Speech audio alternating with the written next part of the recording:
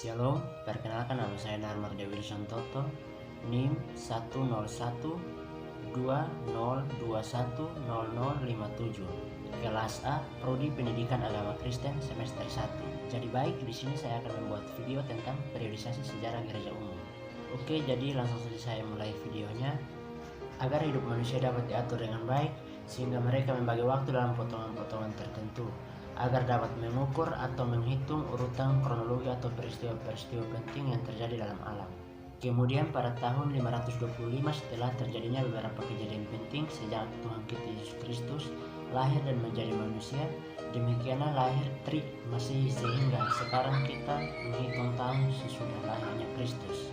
Demikian manusia memperkembangkannya sehingga dari perjanjian lama kita kenal perhitungan tahun menurut tahun pemerintahan salah seorang raja, sehingga kronologi mulai ditetapkan oleh urutan Raja Israel dan Yudea pada saat itu. Barulah pada abad ke-15 tahun-tahun mulai dihitung sebelum Kristus lahir, dan menjadi biasa pada abad ke-18 sebelumnya peristiwa sebelum Kristus lahir dihitung dari penciptaan dunia.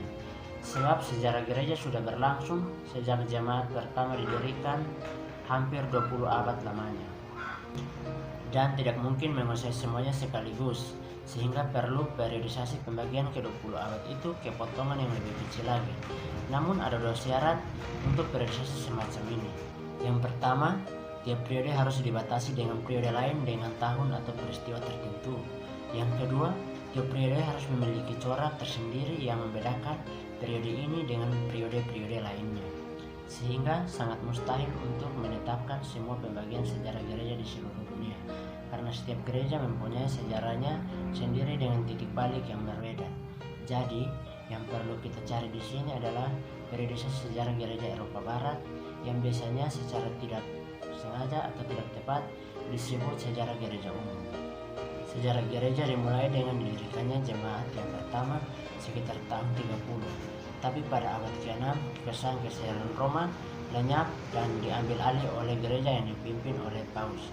Namun pada tahun 1517 terjadi reformasi sehingga teologi diperbarui, sedangkan kesatuan gereja yang di bawah pimpinan Paus terputus. Oleh sebab itu, gereja-gereja mulai melampaui batas Eropa dan menyebarkan diri ke seluruh dunia.